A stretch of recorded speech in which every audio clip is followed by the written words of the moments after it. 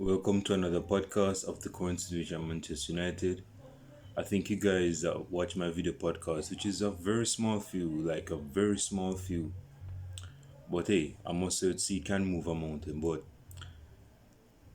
the small few would know the deal already that I'm not going to be doing a lot of video podcasts at this moment in time because given that it's the Euros, I'll be doing some brief commentary on the Euros, which is going to be related in this video podcast. But generally speaking, in terms of club football and Manchester United, I'm not going to be doing much videos because I'm not monetizing my videos.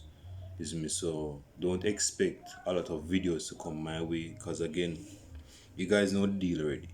Is me. I'm not making money off these videos, so I'm just doing this as like a hobby to give some of you guys the brief latest Manchester United news in terms of transfers. And of course, big man in question was being linked to Manchester United for God knows how long is Jadon Sancho. And Jadon Sancho, I think Dortmund is trying to give Manchester United like an ultimatum, like, yo, is either I'm giving you this price, I'm giving you this price of player. If you don't pay this price, then we don't want anything to do with you. That is basically Dortmund's attitude at this moment in time, because it says here that Borussia, that's how it's pronounced. I know I'm messing up the name, but Borussia Dortmund gave Man United Jadon Sancho ultimatum. So I think Dortmund is kind of getting weary and tired of Manchester United's counter offers. Dortmund is basically saying, "Oh, say, well, I'm going to give you the specific price of the player. If you're not yielding up to this price of the player, then go somewhere else, but we don't want anything to do with it. We ain't gonna give you Jadon Sancho for lesser quality, for a lesser price, when we know that he's more than that." That is what Dortmund's attitude is at this moment. They're like, yo, we have given you a set price. You've been linked to our player for 2 years now, but it has exacerbated, it has grown momentum for the past 9 months. Motherfuck, happy Father's Day. Happy Father's Day. Yeah, man, that's what's up. So, I don't think Jadon Sancho is a father. So, they're saying that we want a certain type of transfer fee so that we can give thee the player. We are not going to give you the player on a cheap. Definitely, we're not going to give you the player on a scot free. We're not going to be doing that. Motherfucker, just wake up. So if my face kind of look like a bunch of bees just start kissing all over my face, it's just because I just woke up. But yeah. So that's basically Dortmund's attitude, and I agree with that because imagine Pogba, which I'm going to get in a few. You don't want to sell Pogba on the cheap when you know the quality and what Pogba can do on the ball. You don't want to be selling Pogba on the cheap. So I think it's a very good move from Dortmund, and they're basically saying that they need to pay 700 million pounds or euros upfront with added ons, which probably might add which probably might push up to 90 million or something like that. So it's funny how Manchester United would come across that transfer. Yes, of course we need Jadon Sancho, but I think we have more important problems to fix. Like for example, getting another centre back, getting a centre defensive midfielder. We're crying out, we're horny, we are very thirsty for a defensive midfielder that is stable, mobile. He can move around the place. He can ping a pass. Because Matic is past his prime. He's past his time. My man is four whiskies from being a retiree. So we cannot start that type of player every week. Fred, my man is balling with Brazil. But he's not showing that type of talent at Manchester United. So yeah. And honestly, bro, I don't think Fred is a player that we should be starting next season if we want to try challenge for the title. So I think it's vital that we get a player that is of high quality of a defensive midfield position so that we can be in a position as a club to win the Premier League. Because we cannot win the Premier League with Ole Gunnar Solskjaer, who is an average manager with average players. Come on, bro, we're better than that. Now, in terms of Pogba, Paul Pogba's asking price set at 69 million euros, I believe, by Man United. Excuse my intelligence and lack of excuse my intelligence based on currency. Is me.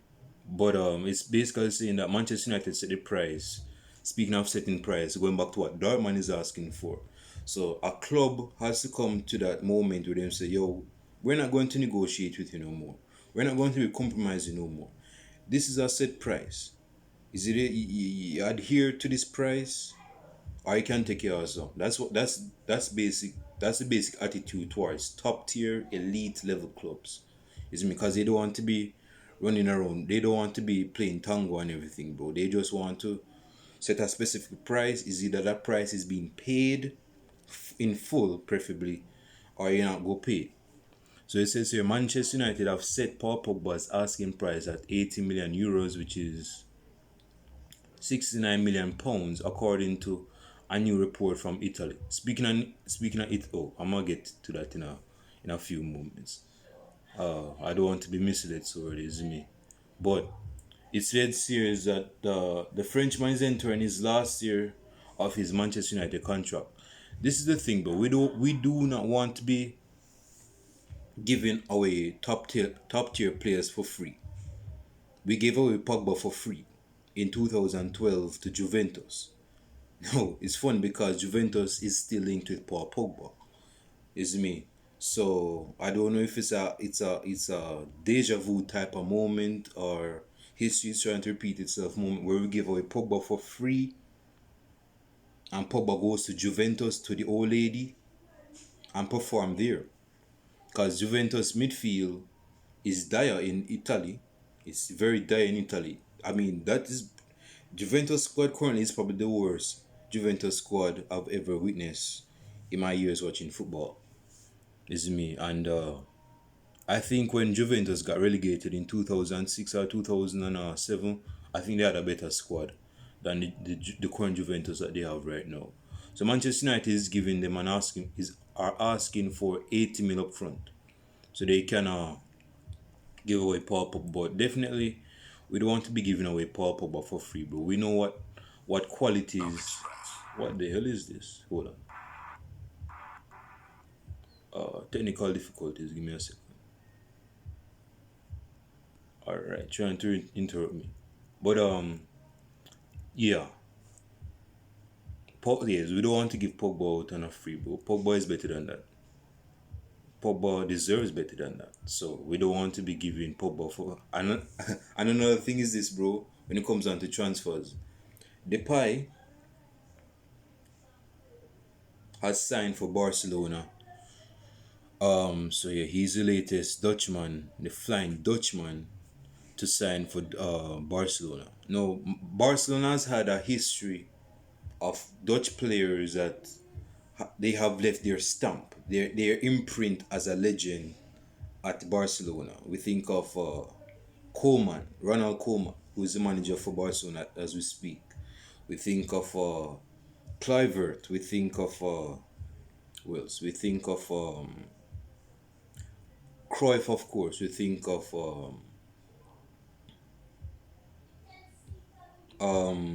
I know I'm missing some names right now, but basically, yeah. So my man has signed for Barcelona at this moment in time, and I think it's very crucial and key that a player now it's unfortunate that Depay didn't work out at Manchester United.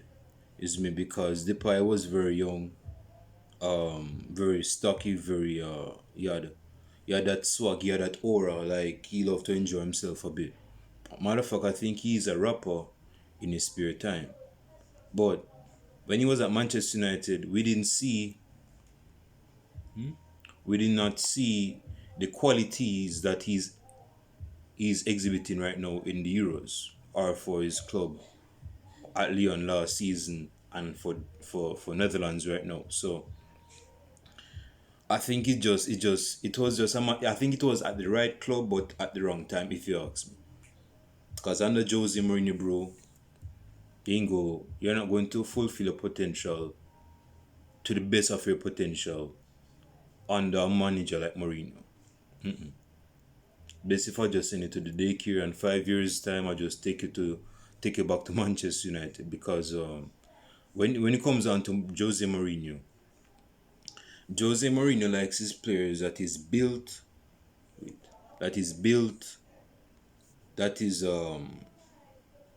over 30, if not under 30, but basically prime players, prime warriors. That is Jose Mourinho's type of players. Not that he doesn't like a burst of talent in his squad, but in terms of his majority, because majority matters in any situation. And Mourinho prefers to have 10 wild horses that are warriors that can go through brick walls, do a fist fight in a matter of seconds, win or lose, sweat, tears, and blood come together, or even if they are bruised. Those are his types of players.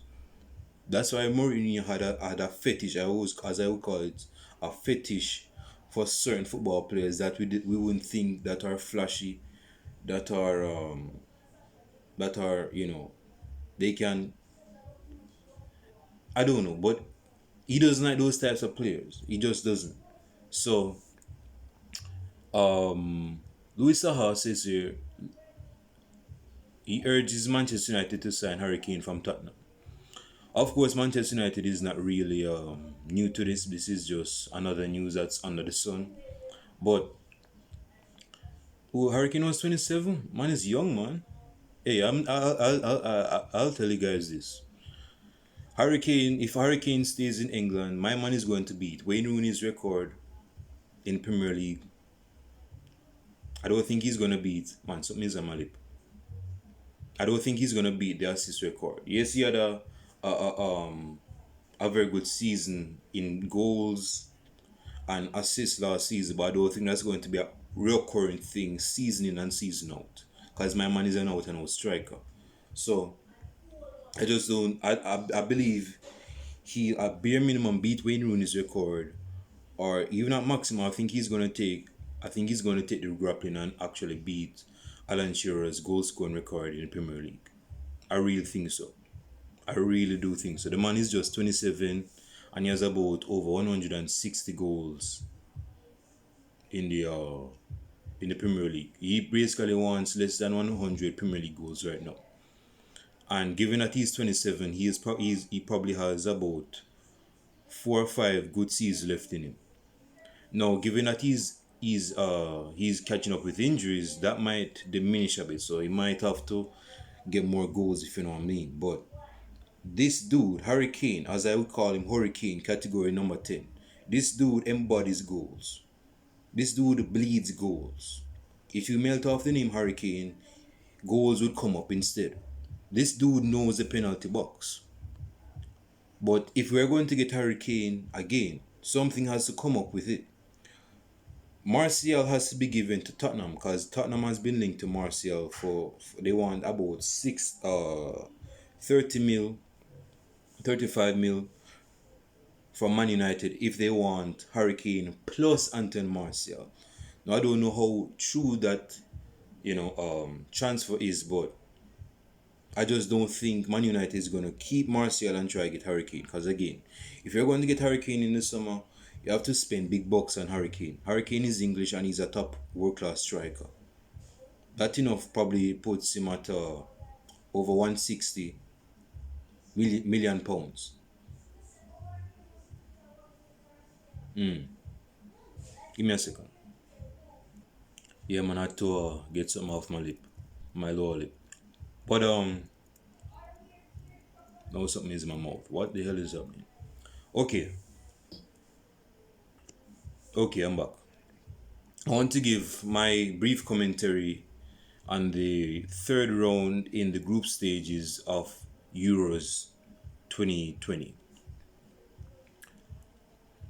Of course, I did a video last week where I spoke about why the one thing that is going to prevent France from winning the Euros, and I'm going to believe in the link either in the right the right corner or the left hand corner. Is me. So you guys check out that video where I said there is only one thing that is going to prevent France from winning the Euros. And given their result against Hungary, as I guess France wasn't hungry enough to diminish, to demolish, to destroy Hungary, that is leaving question signs above my head. That is leaving me in a state of jeopardy, because I said in that video podcast, again, I'm not going to get into the specifics of the video podcast because I don't want to spoil for you guys because I'm not a spoiler. Is that as good as as good as a side is like France, because they know that they have a chance of winning the Euros, talent can bring you so far. Cohesion, unity, and quality is the name of the game. This is me. If you have quality, unity, cohesion, all of that is the reality of success in winning the Euros. Now, France drew against Hungary 1-1, and Hungary scored first. I am not very I'm not very bought on the thought of France winning the tournament, although I'm a France supporter.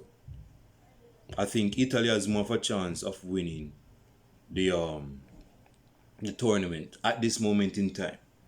Of course, I'm a France supporter, but I have to be objective and real.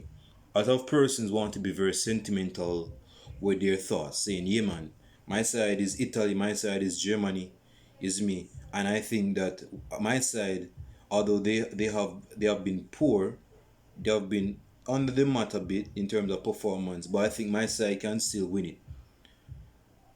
This is where I'm different from most of you guys. I believe in the good and bad. I believe France can win it and France can lose it. This is me. Because, given what I just said, bro, France has good quality players and they have a squad depth of players. Now, how that bunch of players is used is another discussion. But But I think it's best in France's interest because they're the one in the tournament, not me. I'm just the viewer now. I'm just a fan supporting.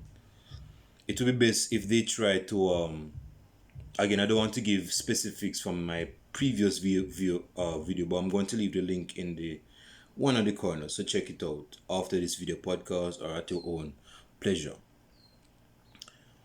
But given the third round, France drew against Hungary, and I think it's leaving a lot of questions about the France squad. Because Hungary, of course, is not going to leave a big open space for Mbappe to use his pace to exploit that space. You see me? So they played with a lower block. And if their side is playing with a lower block, there are players that are going to be exposed a bit because when the game is kind of different now, you don't have the space to run all over the place with your pace. We have to be more thoughtful, intelligent, obedient to the game that is given towards you. You have to be more strategic, more thoughtful. You have to know what to do in the situation. You can't just, so you have to be more strategic. And France failed to break down Hungary. Now we had a few chances from Mbappe, but Mbappe, he squandered those chances. He wasted those chances. And Mbappe is a young youth, so I'm not really going to get into Mbappe's spoil, but he had chances that he could have buried. Put France in a position of winning. And another game is England against Scotland. When I was watching that game against on Friday, I saw it as like a derby somewhat, or as matter of fact, it's a rival match, of course, a rival match, England against Scotland. But I wasn't expecting the game to be a mesmerizing, friendly, sexy game. What? Yeah, I'm pretty sure you can hear my sister in the back. My sister is a nutcracker. But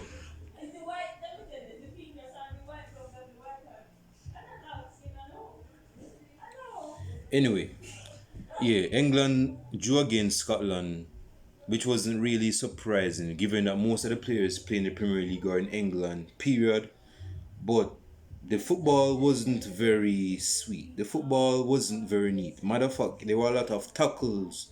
I thought if I just turn off the if I just woke up in the middle of the night and I got the remote and turned on the TV and saw the game, I would think it was England versus Scotland playing in rugby or something because players were at it, bro. It's like players wanted to show, yeah, although God save the Queen for the English, I want to show that we're the best British. Is me the British side in the British colony. Is me so yeah, man. Scotland was in the tackles, man. Scotland was in the tackles.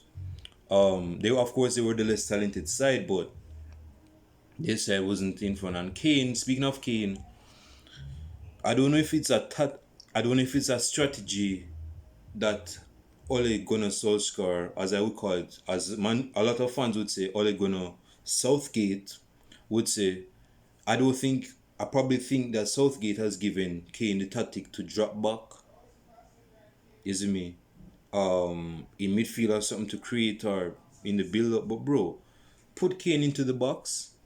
Kane is a fox in the box. Why not make use of the fox in the box?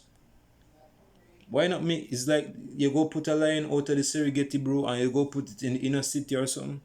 No, it's gonna feel out of place. So put it in the Serengeti so that it can benefit of the animals in the Serengeti, like the zebras, bro. But you can't put Kane in midfield. That's not his position. Put the ball in the box because that's where Kane's supposed to be, so he can feed off the balls in the box. Why put him man in midfield? Man is no Lionel Messi. My man can't even dribble, so my cap is falling off. As I told you guys in my last video podcast, I believe this cap was made for a big because my head ain't that big. But yeah, man, I don't know why. I don't know why man is putting Kane in midfield, bro. Like it doesn't even make sense. Like I don't know if they're trying to replicate their form in the Euro 16 where Kane was on corners. But bro, that's taking the cake for me, bro. Why are you putting man in midfield when that's not his position, bro? My man is a striker, my man is a poacher, my man is a finisher, my man is a striker. You know? So yeah man, it was a very boring game. England against Scotland. Italy against Wales. No, motherfucker, let me pause right there. Wales was playing against, I think it was Turkey. Yeah. Wales, of course, Bale is the main man. Bale is the mitochondria. Bale is the focal point of Wales. If Bale is excused, then Wales is going to be excused from the tournament. Period. It's me. Bale is the reason why Wales have a cemented position in the Euros or a cemented place in football internationally. It's me.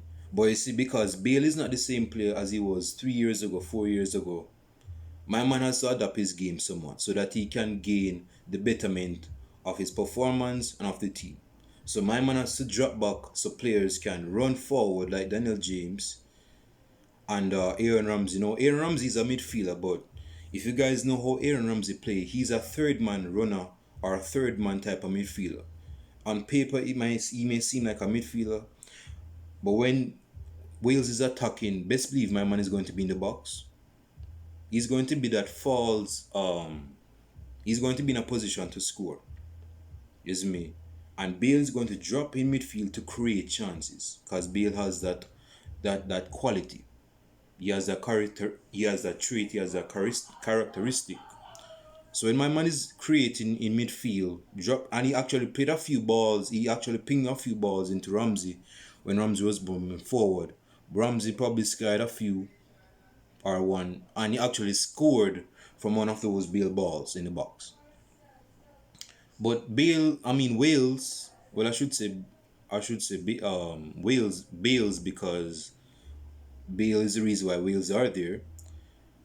Wales don't have a quality of squad. Again, they have I wouldn't even say Daniel James because Daniel James is just a sprint runner that plays football. Bale, Ramsey, that's pretty much it. I don't know anybody else that is of high quality, is me, in that Wales side. Is me, Bale is like an algae in the mud, bro. Is me. When you're the algae in the when you're the beautiful, slithery, soothing red rose in a puddle of mud, then of course you're going to shine out of that mud. What good thing can come out of mud? The Bible says, what good thing can come out of Nazareth? Nazareth was known as a bad place, but Jesus was born in Nazareth. Don't get me started preaching, but yeah, man. So Bale is the base man, is the main man for Wales, and actually Wales have gone through because they have beaten. No, they actually got beaten by Italy. My cap again. Uh, got beaten by Italy. No, Italy is through to the round of 16 anyway, but they got 3 points from beating Wales. They have 9 points. They won all 3 games, and they have all gotten clean sheet. They have gotten a clean sheet. Yeah, man. Roberto Mancini is making quality of that side. It's interesting how that side goes into the tournament, bro, because person been writing off Italy, talking about man, this Italy side, man. I don't think there's quality in that side, is me, because there's no there's no quality player, no outlet. I mean, Chiesa is a good player. He had man on toes on the right hand side a few times.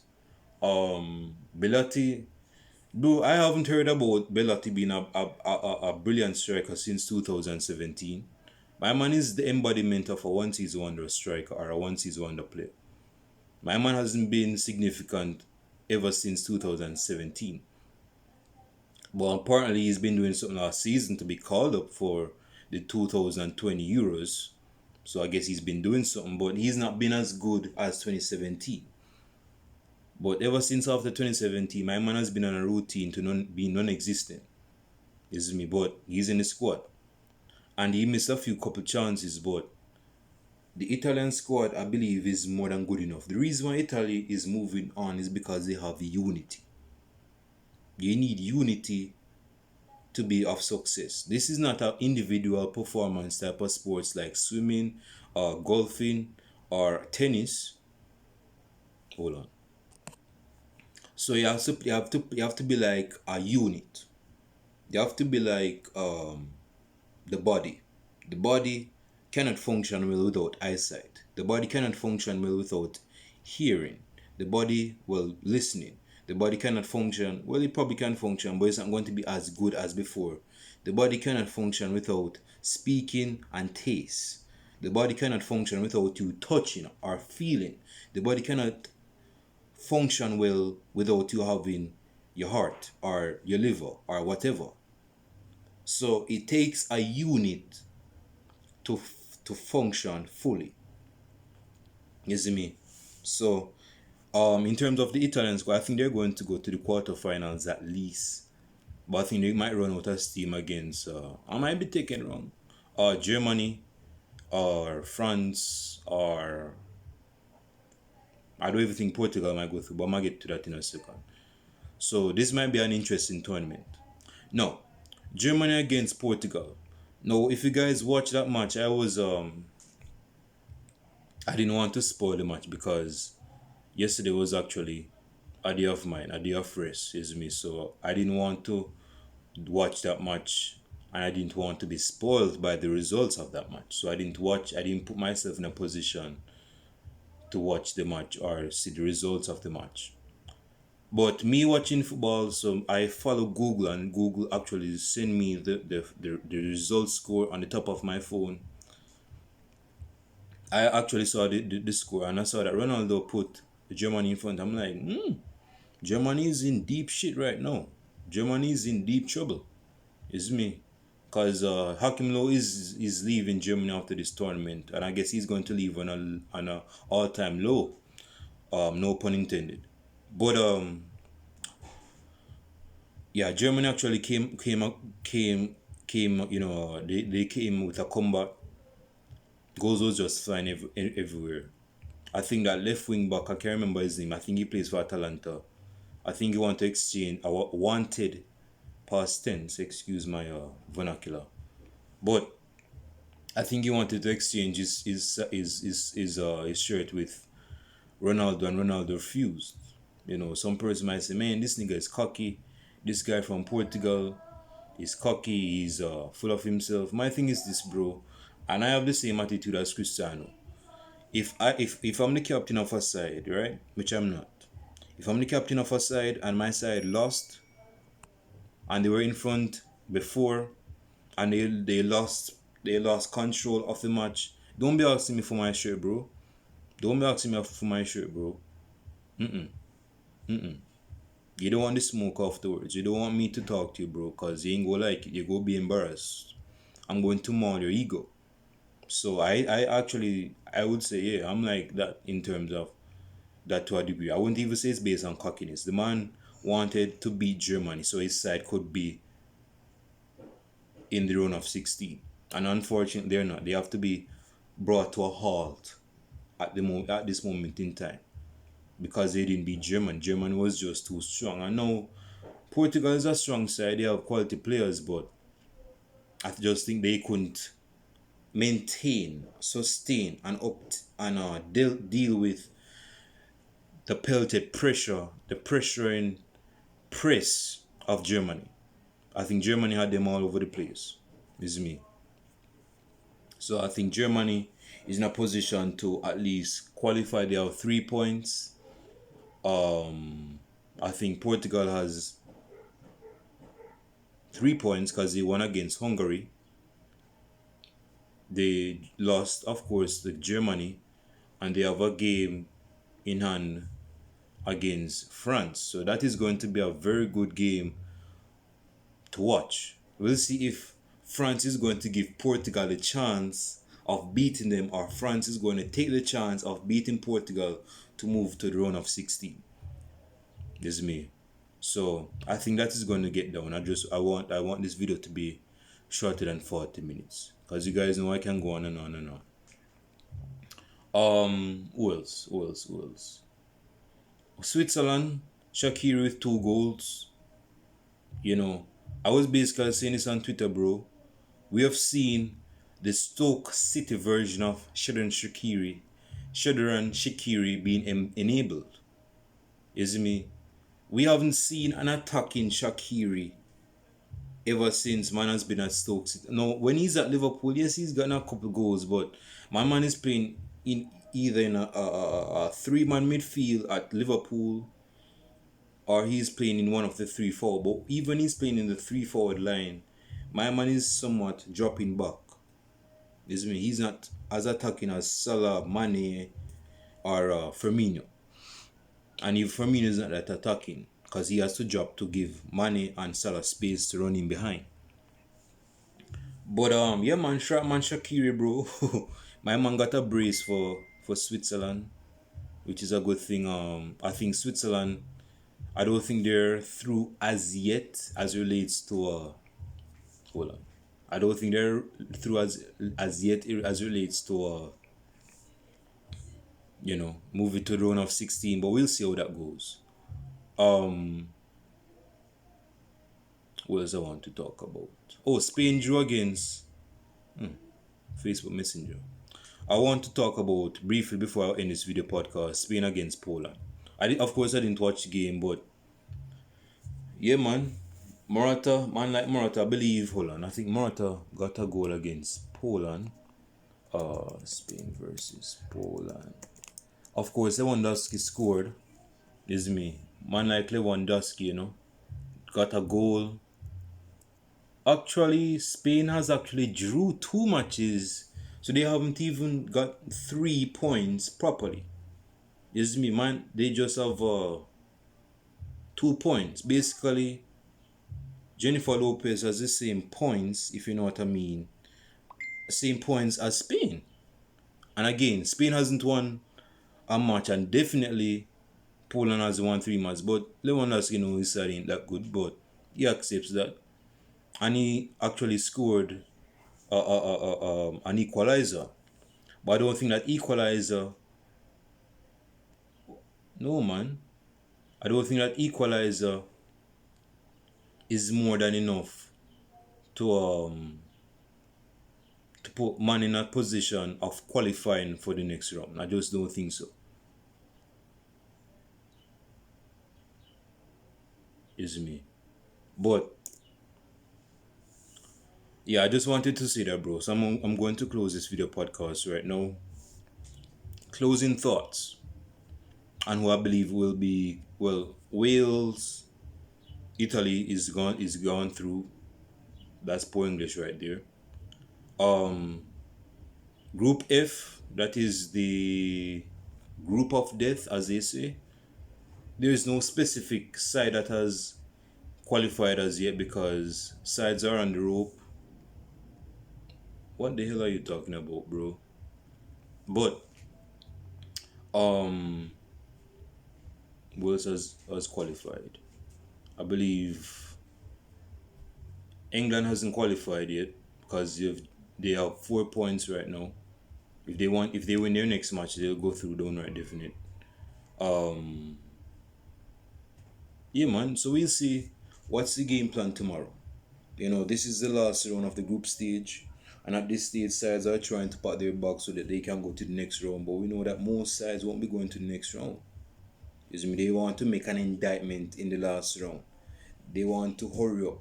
They have been procrastinating in the last two rounds where they haven't gotten 3 points. Now they want 3 points. They're in need. They're in urgent need for 3 points to move on to the next round. But 3 points is not going to cut the cake.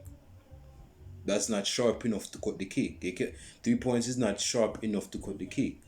Now with Portugal in the Euros of 2016, Portugal drew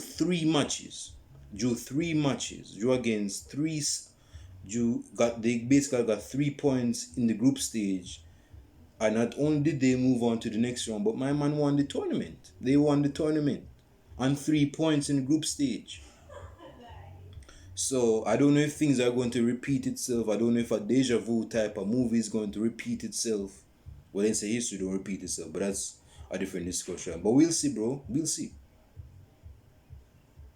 Because France have a chance of qualifying if they play their cards right. I think Germany is going to go through. I think they're going to they're going to destroy Hungary. Although Hungary is hungry for 3 points, but they know they go get knocked out anyway.